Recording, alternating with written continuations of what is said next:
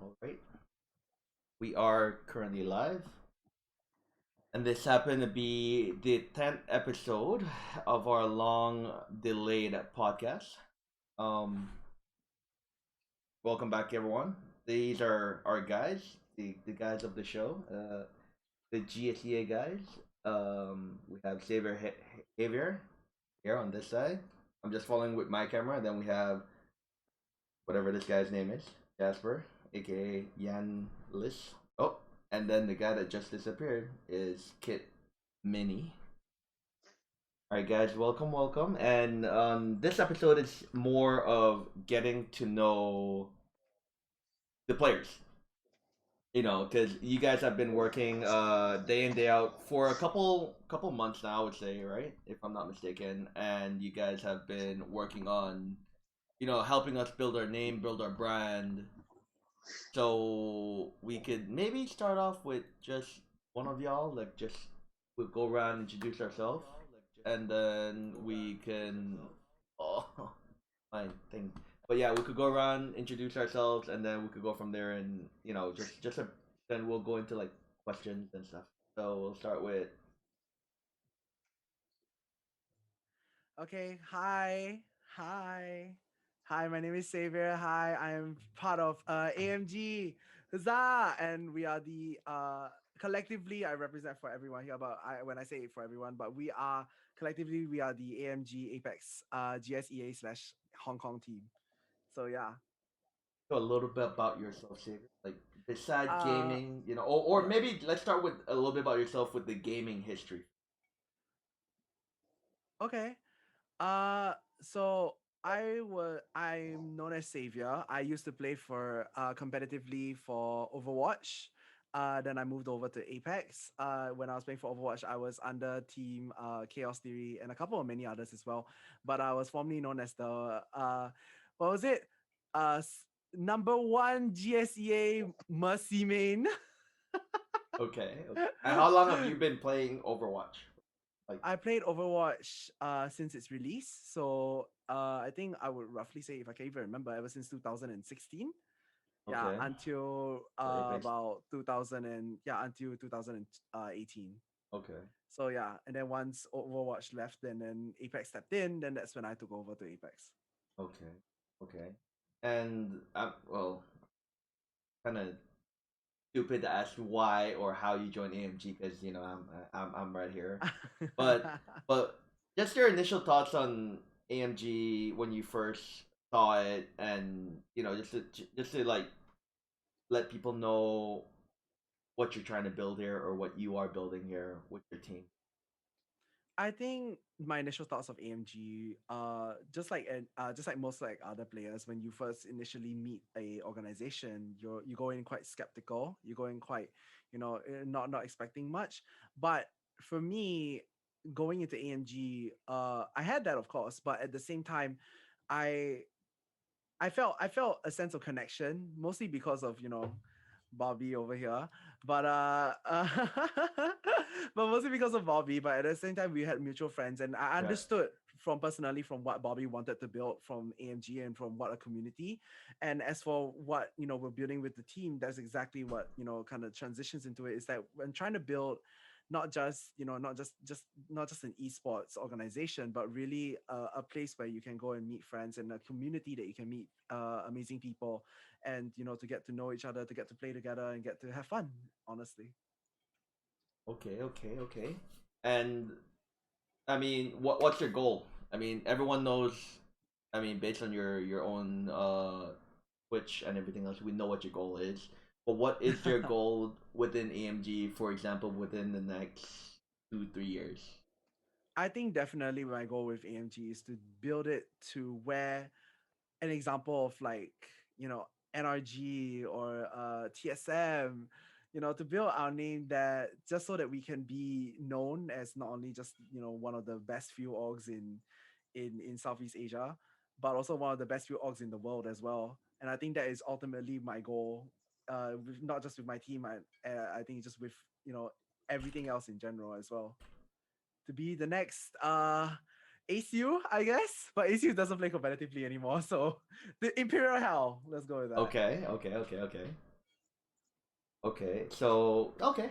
Well, roughly. So we'll get into like the team chemistry in a bit. So, Jazz, if you could, give a brief intro about yourself, what you used to do in terms of gaming, and same goes to you with the favorite stuff. So I'll let you take it away. Yep. Hi, I'm Jasper, formerly known as Eurus when I played professional Overwatch. So I played 2 years of professional Overwatch, represented Singapore in the World Cup, and played the Australian contenders as well. Yeah, they know me as the guy that plays off row. I play like Torbjorn, Symmetra, Sombra, and pro play, and that's what I'm mostly known for. So I actually started pro of Apex back in its beta days, but there wasn't really a scene for it back then. It was just Q races. So I kind of flipped back to playing Overwatch, and I came back to Apex again last year around November, and I was playing with a team called Two Brains One Controller, and I joined AMGs earlier in this year, and we're having great success ever since then. So Xavier was formerly my teammate in Overwatch, so we already had great team chemistry coming from there. And Kit, I played with Kit for a while before we transitioned to AMG. We were previously known as Tear Gas Warriors for a bit. Yeah. Okay. Okay. Okay. Well, again, your thoughts on when you first joined AMG, what you thought about it, and and where you see it going, or where you want to take it. So I've actually played in a couple of professional teams before that were paid. So when I had the offer to play for AMG, and I heard that AMG was a startup esports brand, and I was always big into startups. I always thought it was a great idea supporting startups, And AMG had everything that I was looking for in an org. And Bobby has been a great guy ever since we've joined since day one. Like we've been able to freely communicate with him and you know, run him through our plans for the team and everything. And he's been really supportive about it. That's why I joined AMG eventually after playing for them initially during last FFL season for a bit. Okay. Okay. Okay. And what's your goal? What's your goal within esports or your esports career? Like where you want to take it My goal for with yourself? esports Yeah. is to bring it. I want to play the equivalent of a major or like in Dota sense the international. Because I haven't been there yet and actually played and won something there. So my plan with Apex is to actually reach the top, play to the top, and then decide whether I still want to play on or not in Apex. 'Cause that's the Right. plan for now. So your goal is And reach the top first. yeah, reach the top first, then Okay. I'll talk about what's next. Right. Okay. And by the top, I'm guessing you guys mean, or you mean more of the Asia scene first, or you want to Yeah, do something like what Jemberton, the, the about to say the what plan Jemberton's for the doing. plan for world domination starts simple. We're Yeah. gonna dominate in our region, and then we'll look at it from the bigger picture. We'll look at it as the entire APAC region, and then Okay. the world from there. Yeah, Okay. that's the Damn plan. right. Damn right. Okay. Well. Okay. Thanks. And then last but not least, Kit, the Yeah. youngin, the one with all the stamina and speed. So introduce yourself and and a little bit about your little competitive history or your esports background if you have any. I'm kid. I played Overwatch before as I am, and I didn't play that well in Overwatch. But when I come to AFS, I play with my two Hong Kong friends and win a little tournament and meet and I know US, so he bring me to here to play. Then we are playing well now. Okay. And what is your goal? Like, well, before your goal, right? But what is your initial thoughts about AMG when I guess when Saber first brought it up to you? Uh, to be honest, I didn't know AMG is an odd that actually is an actual odd, and I'm just came here to I was just come here to try to play with them, but now I know that AMG actually support me. Like make me a profile picture or something, All right. background picture that is actually support me. Okay. And where do you see yourself in, for example, 2 3 years down the road with esports? Like, where do you want to be for yourself? Yeah, I just want to win tournament and let people know me Oh, that okay. I'm actually a good player. Well, a lot of people already know you, right? From based on previous tournaments, one Mm, v threes and I everything don't know. else. But I'm not gonna say anything there. But I'll let you guys go from there. So all right, back to a group question now, right? This is more of a group question, but what made you three come together as a team, and how do you find working with each other as in a team chemistry, that kind of thing. I guess whoever can answer that, start. Oh, whoever's I, IGL. I think I'll take Yeah, it I from think here you yeah because you go from yeah there because Okay, first. okay. Yeah. it happened. So the planning phase happened early this year before we came together as EMG. We were tried playing together because I was looking for a team, and then I pitched to Saver the idea that one day if we both ever became free agents, let's take the plunge and like Right. try to build something, because we realized that there was a very big market in the GSEA region, like the Singapore Malaysian region, because there wasn't any good teams at that point in time, and we felt Right. that we had what it takes to build a star-studded roster that could become the premier team for Singapore and Malaysia. Yeah. Right. So me and Xavier already had that talk in mind already. So that opportunity came out I think around early March, right, Xavier? Correct me if I'm wrong. In early March. Yeah, around there. Yeah. Yeah. So around early March, I was actually a free agent. So during that time, I was playing with Kid for a while, and when I first played Kid, the first impression I got from playing with Kid was that, damn, fuck, this kid had talent. Like this is Right. raw talent, and nobody knows him yet. So this Yeah. is like This is like what this we should harvest. yeah, yeah, this is what we should harvest. And like as Yeah. an IGL, I really take like pride in finding good players and keeping them. Right. So I found Kid, and I was like telling Saber, hey Saber, you gotta look at this kid guy out, man. Like I know that he might not be the smartest player yet, but you gotta watch him aim. Man's cracked out. Man probably does like couple of lines stuff, before he plays. Like his aim is unbelievably good. On Yeah. stream. He does. I don't know what he does, but Oh my maybe he does god. something before that. But yeah. I mean, So I I The mean, first and the last Monster of our Energy, Monster podcast. Energy, Monster Energy, Red Bull, Yeah. Red Bull, I was Red just Bull. gonna say. he put two lines of sugar, and he probably Yeah, takes a bit of them. Yeah, but Sugar. yeah. we'll let Kid confirm what he takes before that. But yeah. So afterwards, we started playing as sister fisters, and we were noticing some synergy, some chemistry going on. Yeah. So then we started to take it a bit further, and we started competing together, and we're noticing that we were actually doing well. We were progressing well as a team. Mm-hmm. Yeah. So I have a history in IGLing, so I felt very confident IGLing this team. This team had synergy and had what it took, to break the threshold. Right. Yeah. So Okay. that's how we came together. And we started competing. Yeah. And we shared a very similar understanding because the three of us played high elo Overwatch, and a lot of I think you know now, Bobby, but a Mm-hmm. lot of maybe the viewers don't know, but a lot of former Overwatch pros actually became the current Apex pros you're looking at right now, Right. and they share a lot of concepts, a lot of fundamental understandings, and having someone that has played Overwatch with us Right. was key. It made it a lot easier to transition as well into a team Okay. because we are So. using a lot of Overwatch based callouts in our Apex callouts now, and it's making it a lot simpler. Yeah. Okay. And I mean, and all in all, how is it working with each other? Like, I mean, I know how it is working with you guys, and when you guys in between games, you guys literally go all, as bad as it sounds, just straight black and white with each other. Shouldn't have done this, you shouldn't have done that. You don't hold back. And from what I learned from you guys is, you guys just hash everything out before the next round, or the next game, the second game or Yep. third game. So how does this help with a team compared to a team that just be like, okay, let's reset and don't call everything out and then wait till end of the entire scrimmage or tournament to review? Like, what's the difference? Why do you find discussing everything after every game more useful than at the end of the entire tournament? That's actually a great Uh, question, and I think I it's I think I yeah. can answer Xavier that. can talk I think I about it. can answer that. Yeah. I think again, like what my dear Yuri has just basically mentioned, my dear Yenlis.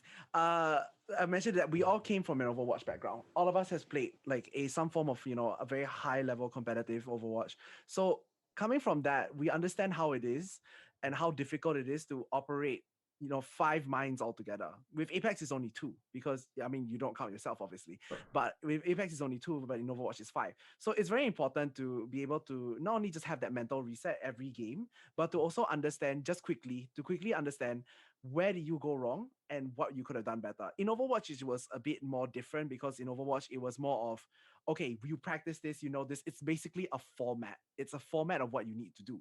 But in Apex, it's more different because there are so many variables and factors to anything that can happen in the game. Example saying that it's not always like it's not always a format that you can always follow. Example saying that, oh, if you get this part of zone, you're always gonna win. Right. No, you're not. Like if you get this part of zone, anything can still happen. A team can decide to just jump on you, and you can just lose out the game just from there. Or maybe maybe one of your all of a sudden you go into that spot, you burn all your resources. Now what? So it's always these kind of small micro details and key factors that really change the pace of the game. That's why it's very important for us to go, okay, once the game ends, if let's say we won it, we Right. lost it, whichever, we're Right. able to go and say, I think we could have done this better, and this is how. And Right. then quickly assess it and then go on to the next game. Because once the next game starts, Right. we have to make sure that we acknowledge what we have done, wrong in the past game to be able to move on forward and improve better in the next game. Because every game in a tournament counts. Every game Okay. counts. The deciding factor of whether you are 11th placed or 10th placed or even from 10th place to 9th place really matters. And Okay. it's the little decisions that matter the most. And it's all those key things that Right. really do count at that moment. Okay. Makes sense. Okay. And all in all, how important is practice? But what I mean by practice is kind of like, because you guys have, like, I guess some people know and some people might not know in that's viewing this video or listening to our podcast. It's what's the difference between pubs, ranked, and tournament? I think So like, I'll start with. I think pubs is just casual play. Rank is people that take casual play seriously. And then pro play that's different from rank play is that pros don't play rank. Pros don't play it like it's rank. They don't play it just for the KP and the points. Pro play for the bigger picture. So a lot of times in pro play, you're looking at people that are thinking minutes ahead of the game. We're thinking like maybe is this zone 2 now? We're thinking about like zone 4, like where could it be? What are the situations that could go wrong? We're factoring in a lot of other things. But a lot of times in rank play, it's all about going with the flow. Going with what the rank gives you. Yeah, and in pro play, that's just not it. Like most of the time, we're just reading patterns, reading trends that are happening across games, and like just knowing how to plan for it and like executing ideas. right. Yeah, it's a lot more. When it comes to pro play, it's a lot more meta in a sense. Yeah. So what's your like recommendation for people that wants to make it in the Asia, for example, for the Asia gaming community or the Asia pro semi-pro community? Like, what would you tell them was a good way to start? I think the Do you best want to way let to Kid try? yeah, You want to let kid, Kid try kid, to answer? you wanna You give want it to in? try answer? Go for Because it, kid kid. is the new guy on the Yeah, block, Kid's not saying anything. He just did a background. Oh, Just with a black background behind him, just Yeah, phasing out. All right, kid. That's your question, man. What would you tell the upcoming people that loves Apex or wants to take Apex or just take gaming seriously on a whole within, for example, like us in Hong Kong? What's your recommendation for them? yeah, I think watch more pros to play the game is pretty important. You learn how they play the game, and maybe sometimes you need to fault review yourself as well, and you need to know what's your mistake and learn from that. That's how you like get improve better. Okay, that is a good answer. And all in all, how important, which is a simple question, but how important is stuff like positioning? Kid, answer, Kid, answer. What? Ask again. How important is positioning in a game, in a tournament or in a scrims? I think two most important. I mean, three is actually one is high ground, two is angle, and sometimes you need to play with your team as well. Like that's three. You need to know when you need to know.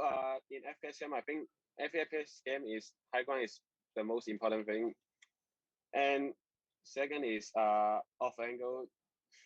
I think off angle is you can make more play on an off angle Okay, to do more damage.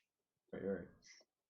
Okay, and what else? What else? Question is it should we throw towards getting into competitive scene for Apex basically? When we talk about positioning, we talk about Hmm. Oh, you want to talk about like actually getting in? Like where do they look at and like where do they start? Well, yeah, exactly. Like where you could say something like that. Yeah, you could go with Okay. that first. I'll just address the big issue now, just so everyone knows and Yeah. like you guys are not afraid. There is no centralized community or Discord server they can go to for like looking for teams and things like this. Most of the time, this happens behind the scenes and stuff. There's some community efforts going on and some small little pockets there, but you just have to find your way in. And a lot about getting into pro Apex is just signing up, playing well, and then having people notice you and invite you to their own little circuit or their little scrims. They are setting up. There's a couple of efforts going on now. Like, so shout outs to the guys. Rise is doing it. You have the guys from FFL that are doing scrims as well for the APAC region, and a couple of Australian like orgs that are doing it. But there's no primary league or primary scrim like that most of us play. It just depends on your schedule. You sign up for whichever it's open. Yeah. So look up for those, and that's probably your easiest ticket in. But if you're talking about level of play, the standard level of play that we're expecting, or like you should be expecting coming into scrims, is that expect to play around Diamond 1 to Master players, Like that's the bare minimum you have to be if you want to. We're not even talking about like outstratting them. It's just gunplay and like knowing how to rotate. So if you're not Diamond 1, you're probably going to struggle and not have a good time. So get yourself to Diamond 1, get yourself a decent team, and then come together for scrims, yeah? Scrims are all free. They're not gate capped in a sense where you don't have to be Pred Plus to play. Anyone's free to play. So you just sign up and turn up for it. That's just it. And what would be your advice for people? That is kind of like your what we talked about is kind of like getting your foot into the door, kind of. Now, when their foot is actually in the door, so what would you recommend for a team, for example, when they go into tournaments? Should they be because there are various types of playstyles, right? One which I see is get wipe one team first and then play safe, or the next one is literally just play circle, or play ring, just to play more positioning more than points. So what would be your advice? Because as I said, there's different playstyles, but what would be your advice to like people within the Asia community? Like what type of styles I would best fit the Asia community? I would say. Um, I think definitely. I think it's very subjective. I think that question is genuinely very subjective because from I think Jasper can speak as well. But from personally from us playing from different regions and from different perspectives, every region plays differently in terms of pro play. So when it comes to Asia, we are more hyper aggressive than usual. But when it comes to places like NA and EU, they play a bit more respectable in terms of the zone. They think about, okay, like the zone's gonna close in. I have a spot to play. They don't think about really aping anyone. They don't think about going for a team or anything. But in Asia, the culture would be okay because the ring is closing in. Like people are gonna be choked up here. Let's look for a fight here. But in NA, it's not that case. In NA, it's okay, there's going to be a lot of people there. Let's run away from there. Let's get a spot in zone. So that is the culture for different regions. So personally, I think that if you're going into any kind of scrim or if you're going to any kind of tournament or anything, I think the best mindset to have is really adaptability and to learn that this is what this is what the game is like. This is what it's gonna be. These are the teams that are in. This is the play style of the people. We have to adapt. We have to learn how to be okay. No, now we play for ring, or now we play for KP and we play for fights. You have to be able to adapt to every scenario thrown at you. That should be the mindset going into any tournament.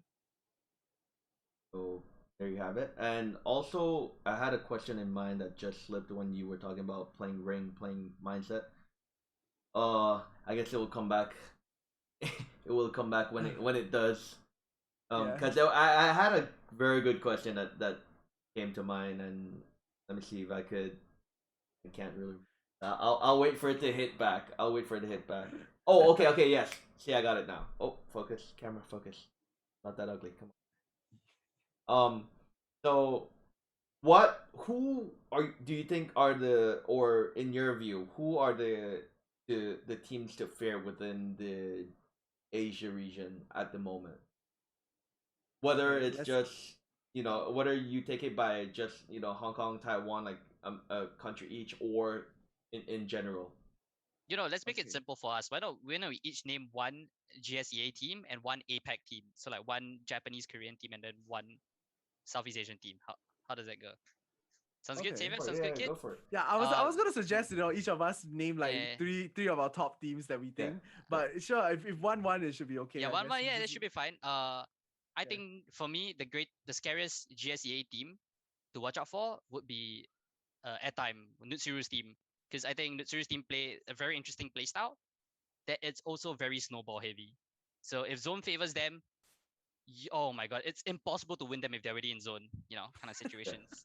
Like you just never take the win off them, kind of thing. Right. And probably the scariest Korean Japanese team I think of is Riddle right now. I think Riddle is pretty scary. Riddle is a team just filled with a lot of raw mechanical talent. They could turn situations that are literally unwinnable back. I don't know how they do it. They're just that good at it. Just hit shots. Shots connect. Yeah, those are my two teams, Riddle and Airtime. How about you, Xavier? Mm, I think if I had to choose, I think definitely. Unfortunately, the team that I wanted to mention was not technically a GSEA team, so I can't really say it.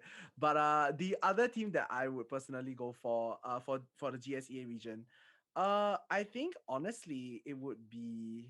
Let me think for a second. Wow, this is tough. Okay, wait. Let me get the APAC North side first, because the APAC North side I know who. For the APAC North side, I think definitely the team to really look out for them is I think T1. I have to admit, yes, T1 is very, very mechanically skilled. They are very good bunch of players. They are crazy good with their aim, and they can make fights from fights that look so unfavorable to be within their favor. As in, they can literally walk into ring.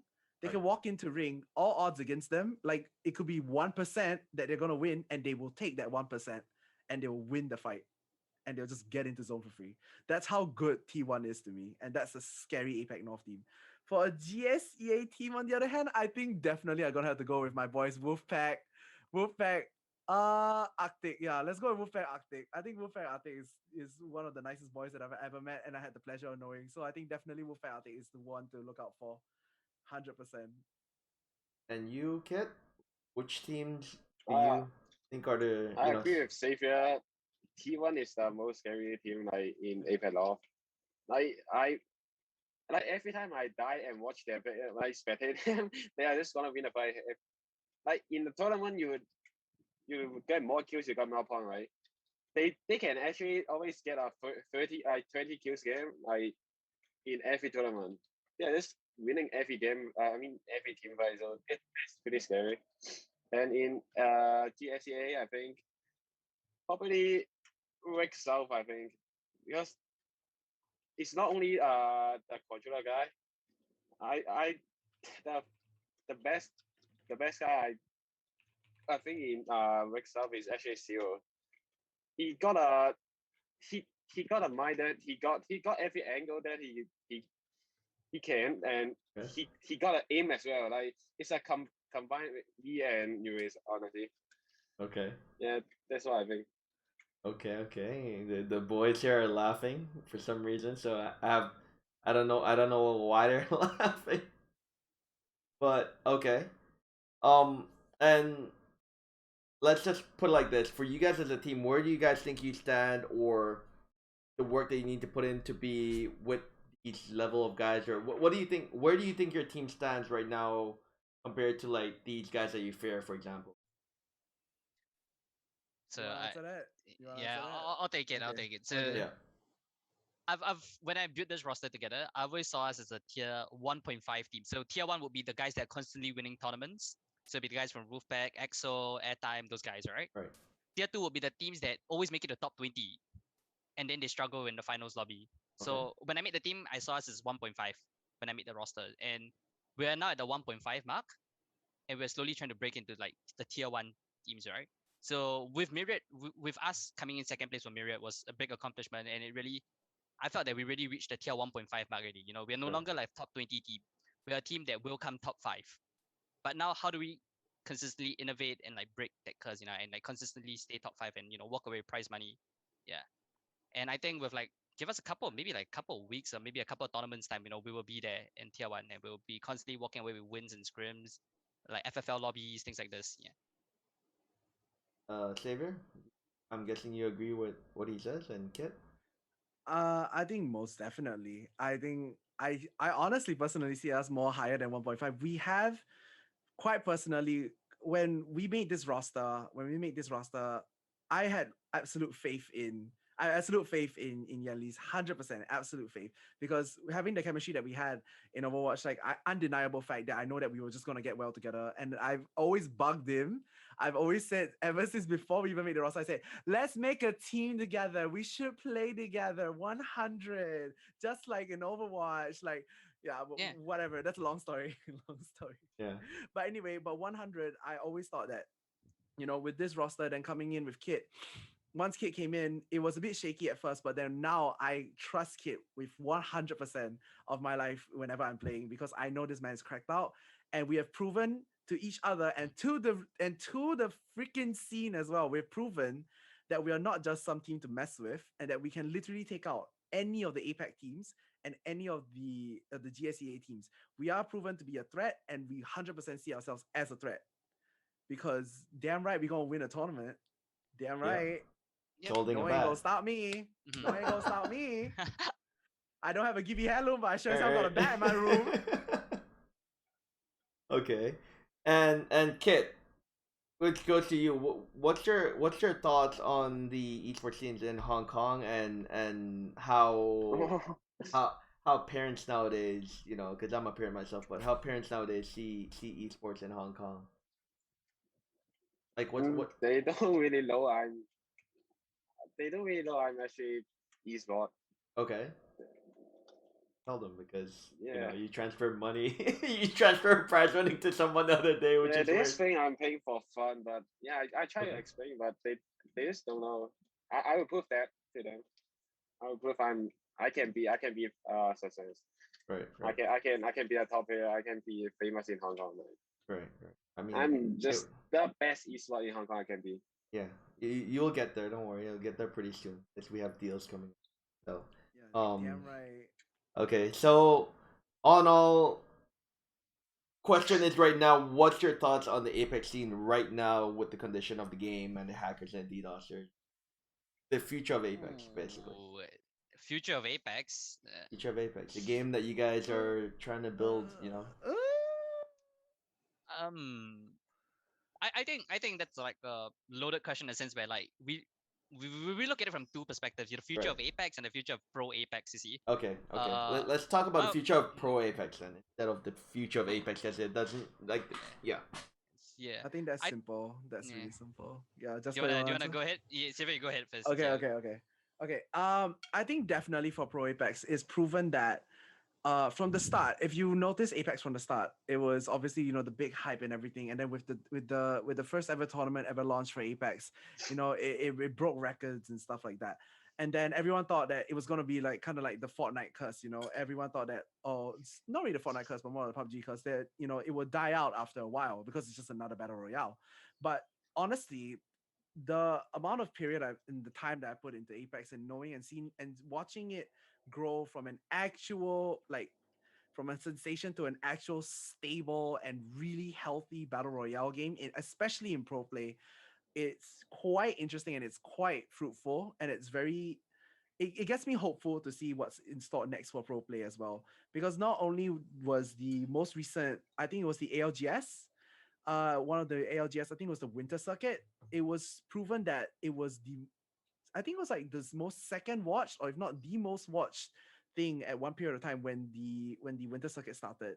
And it kind of showed that this game has still so much potential and so much hype around just this pro play, just the pro play aspects of it, that it gets me fired up. It really does, to be able to say, hey, I'm gonna be there one day and we're gonna be competing and we're gonna be winning. Right. And that's on period. Period. But as for the state of the game, on the other hand, Right. I'll leave that to Respawn to answer. Mm. Yeah. I'll actually agree with what Sylvia is saying, and I think Okay. we're seeing like a resurgence of like Apex, like Pro Apex in Southeast Asia, because there's a big Southeast Asian market for a battle royale game, a pro battle royale game. Like PUBG fell off Fortnite's dwindled down as well, and Apex seems to be the one that most of the ex Battle Royale pros are coming over onto. You see, Bullet and L. yeah, and I think Apex will continue growing, especially in the south, the APAC region, just because of the support from the Thai community, the Japanese Japanese Korean community, and also the Indonesian community. Just there's just been so many teams from those regions popping up, and I think Xavier saw it as well. The recent Let's Play series from Thailand, that was some of the Yes. most insane series I've seen. It's like 60 games played Yes. over the duration of a month. Like Yes. and they proved that there are people that actually wanted that level of competition and that level of like viewership as well. Like the viewers really want this kind of series. So I see Yes. Apex on the rise in Southeast Asia, definitely. Yeah, and for Apex in Singapore and Malaysia, on the other hand, I think me and Siva would agree that it's still a it's still a coin flip, But like, we are not too sure whether it will take off or not, Right, right. because it's just not something our region's into. Like Singapore and Malaysia has always been either a mobile game region or a Or yeah MOBA. mobile games Yeah. region, yeah, primarily. Yeah, and we lost a lot of our former Apex pros in this region to Valorant as well, so I don't think they'll ever come back, so it's going to be hard for us, but as a whole the region is definitely growing. Well, I think in that case you never know sometimes, right? Because Mm, if there is one sort of team or organization that's upcoming and build a name, um, or have certain type of deals that comes up that actually grows, and the amount of the correct marketing or the correct the basically the correct marketing, and you reach a correct audience in various countries, I think that might bring a change yep, to the game, yep. or a change to uh the certain players that play the game. I would, Mhm. yeah, Yeah, and it feels great because like over the last couple of months, I've got in touch with people from the respawn side that were actually stationed to help grow the APAC region as a whole, and yeah. it's great to know that there are people in EA and respawn that realize that there's potential and there's potentially a huge market here that they could capitalize on, and they're Right. therefore putting more attention to us as well, which I like it. I think it's great for the region and the scene as a whole. And I mean, with the previous ALGS where they raised funds, they raised Mm-hmm. quite a few for that hefty pot that Mm-hmm. Mm. that one team won. So I think that can be something that reoccurs, and that would actually draw more attention to people, playing the game. Well, even though it's big in North America, but I guess if they would at least shed more prize pool over to the Asia side, that would Yeah. kind of give people incentive to actually play the game or Mm. come back and play the game. Mm. I think right Mm-hmm. now, in my opinion, is that the prize pool for Asia is quite small compared to NA, for example. Mm-hmm. Yeah, Definitely. Yeah, Yeah, most definitely. It's been the case like that for most GSEA titles, Overwatch even. mm, Yeah, definitely. I think bringing back all these kind of incentives to kind of just boost up the title, or even to get the community more engaged in trying to help with tournaments, is such a good thing. I mean, and a very good example is like Dota and TI. The battle passes that they get to buy help support the prize pool for the tournament. So it's the same idea as what they did for the ALGS, yeah. and it worked. They raised over, I think was what, I think 1 million, or was it 500,000, this somewhere I'm around pretty there. sure they're sitting around 40 million this year's Yeah, PI. Yeah, so that's yeah, big for money. Mm, yeah, and that's why in ALGS it also was even more. I think it mhm. wasn't around 40 million, obviously, but it was like, I think it was around close to 1 million, or close to like, Yeah. I think they even disclosed it on their Twitter as well. So it kind of shows that, there is a lot of potential in Apex, and there is a lot of growth, and there is a community that really want to see this game flourish into something that's Mm, even greater than what it is right now. mm, mhm. And yeah. So any other questions or thoughts that you guys want to, the final last words that you guys want to bring towards the community, or let the community know. Example is, what are your plans for the coming weeks to come, and also if you guys want, we'll take turns starting from, I guess, Saber, because Saber's up top here next to me. But starting from Saber, go shout out your channel, shout out your social media. So Saber, the stage is yours. You know, Okay, I'll take it away. so I'll take it from take you. it Don't away. worry. Yeah, exactly. Mhm. Spotlight's on me now. Thank you. Exactly. All right. Anyway, yes. So you can find me on all my social media links. On Instagram, on Twitter, on TikTok. All my Instagram handles are Savior Heavier. My Twitch channel as well. So I stream mostly every day. I try to stream at around 7 p.m. GMT plus 8, which is Singapore time. So that is when I can stream because, assist gotta work. She gotta earn that coin. Anyway, so yeah. So those are my social media handle links. Jasper? Yes. So shout outs my social media, Yenles. You can check me out on Twitch. I occasionally stream. Cannot promise that I'll stream, but I'll stream more for the coming month, for sure. Yeah, so if you guys are looking forward to watching Team AMG GSEA play, we're currently playing the FFL series that happens every Tuesday. Yep. And for upcoming competitions to watch for would be Lenovo Legion and the one hosted by EG Community Showdown 1.0 that we're gonna be participating in later this week, Friday. Yeah. So those are the things to watch out for if you're looking forward to watching us pop off and watching Kit 1v3 again. Damn Like right. always, it's expected. Just come and watch him 1v3 if you like Exactly. watching 1v3s. Damn right. Put him to work. Put him to work. Work, bitch. Yeah. All So right. other than that, you can tune into me streaming the finals of FFL in cosplay. I think I'm Right. cosplaying. Not too sure about that. Yeah, but I'll tweet about it on my Twitter if Awesome. you guys are interested. Yeah. All right. And Kit, any shout outs to, like, social media, Twitch? Wow. Don't be shy. I don't really-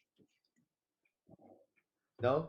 You don't want to? Yeah, you know? Kit, you better put out that Twitter. Wrecking you better Kit? put out that Kid, you gotta Twitter. plug Wrecking yourself, You gotta kid. plug that Twitter. I'm gonna plug it for you at What it- Kit Mini. What's my username? What's your I don't username? even know what's my username on What's my Twitter. username? Kit Mini and then a bunch of numbers. Something. And then your Right. your Twitch is Wrecking Kit, right? Wrecking underscore Kit, I believe. Yeah, I think so. Okay. And Kit is, as we all agree, is the young upcoming Apex prodigy, we could say. The young Yeah, if you want to upcoming watch Apex someone prodigy. aimbot without using a controller, yeah, we're the place. We're the place to watch. Exactly, and no poaching Kit. Anyone? No poaching Kit. He's with us. No shots fired, but just no poaching. Okay. Damn right. All right, guys. Well, thanks for joining our podcast. It's episode 10, getting to know the players. This is the AMG GSEA team. Xavier Heavier, you're Yanis, or Jasper, and then Kit. But thank you guys for being here, and yeah, and we will catch up. Stay tuned. We got AMG merch that's coming out. I'm rocking the jersey right now, and we have the hoodie. This will be going towards the way of these players. They'll have their own little hoodies and stuff going. Yes. With a nice subtle "We Are AMG" in the back. Logo up front. We got the brand colors, which is black, white, and red. That's a mixture. So yeah. So thank you for your time, and we will be catching up with you guys later. All right, so we are out.